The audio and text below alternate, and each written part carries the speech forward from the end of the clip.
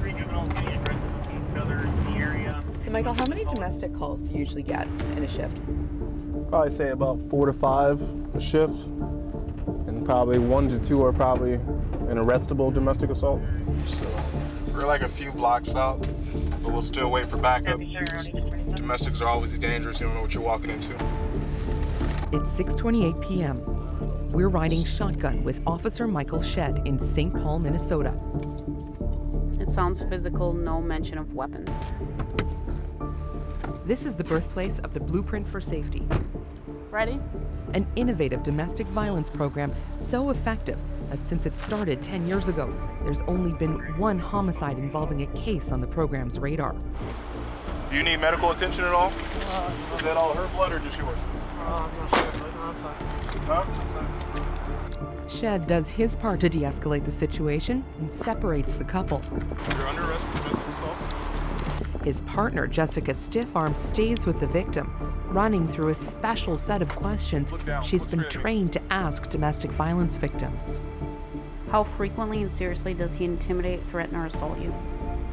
Well, we need to make sure you're safe, right? And we have to understand what went on, why we were called today, understand why you have that much blood in your ear. If I can't contact you, who is someone that's always going to know where you're at, no matter what? It doesn't seem like the victim in this is too cooperative. She says she doesn't want him to go to jail, but we have enough evidence as far as this. She's got a really bad bloody ear. A lot of the roommates are saying that it sounded like she was screaming, saying she wanted to get out for help and whatnot. So with all the circumstances and the independent witnesses that we have enough to take him to jail, even without her statement, if she doesn't do anything. Here, if police have enough evidence of an assault, they can arrest a domestic violence suspect, even if the victim isn't cooperative.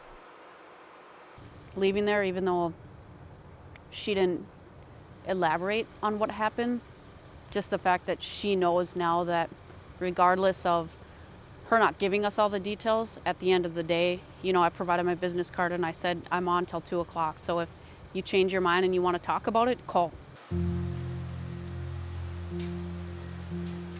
Barely an hour has passed since the officers responded to the call. Already, 3 officers are writing reports. The original call comment stated a friend was fighting with her boyfriend. He said he believed the female was in trouble and was being physically assaulted. And making crucial calls to the domestic violence unit to let them know someone else needs their help. Just want to notify you guys of a domestic assault incident. So we don't know the extent, like she could have a bust eardrum or anything like that, so we just take pictures and The victim refused medical help, and the officers aren't sure whether or not her eardrum is ruptured in the attack. To be safe, they decide to go with a maximum charge, a felony assault. He won't be going home tonight. So it's a pretty fresh assault. These are her own photographs? Yes. The very first thing the next morning, we check in with Sergeant Jim Nash as he briefs City Prosecutor Tara Patet on the overnight domestic assaults. I'll call his probation officer and because I'm gonna charge this one. First one right here. If there's enough evidence, suspects are charged within 36 to 48 hours. And at that time, judges routinely issue them no contact orders to stay away from the victim.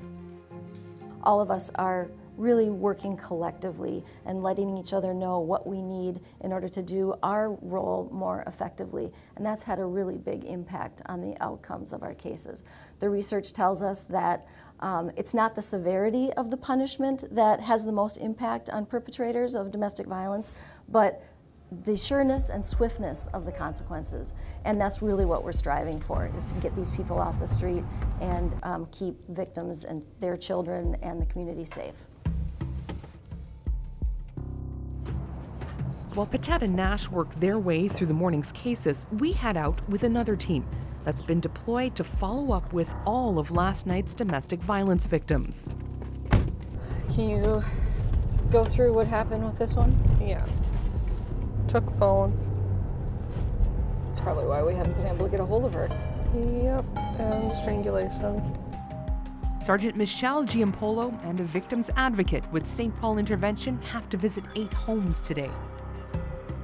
A lot of them don't know I'm a police officer because I don't dress in uniform, and they like that also because they don't want people knowing that the police are coming to their house yet again. They're thankful because sometimes they don't have a cell phone. Either the suspect took it or they broke it, so they don't have a way of contacting the police. So me going out there provides them a voice to contact and give their side of the story. How do you know that the work you're doing here today makes a difference in a case?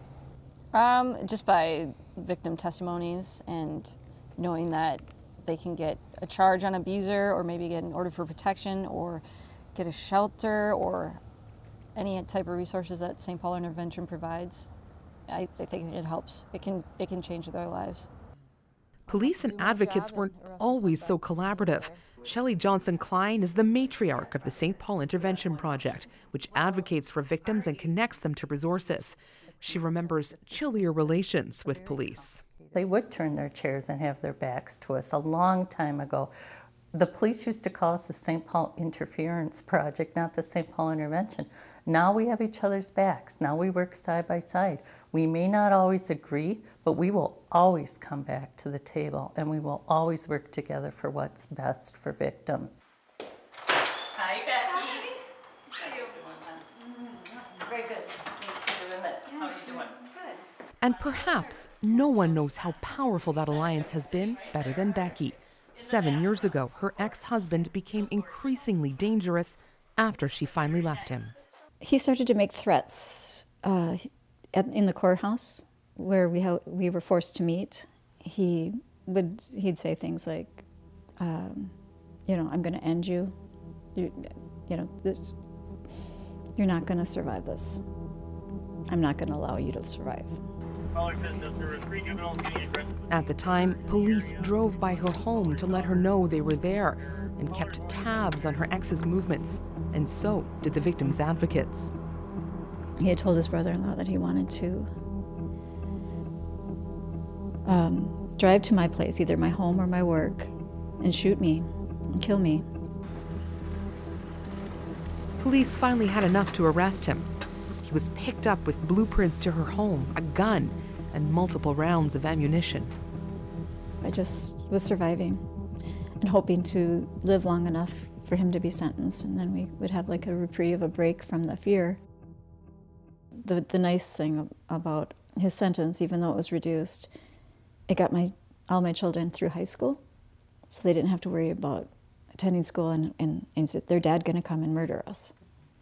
You know, small mercies, you know. Through the whole 2-year ordeal, Becky knew she wasn't alone. I was supported. There was somebody at my elbow every step of the way.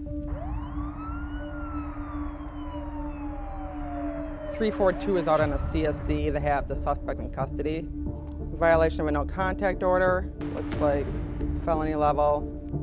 It didn't take much. A little teamwork, one singular mission, a few small changes to make such a big difference.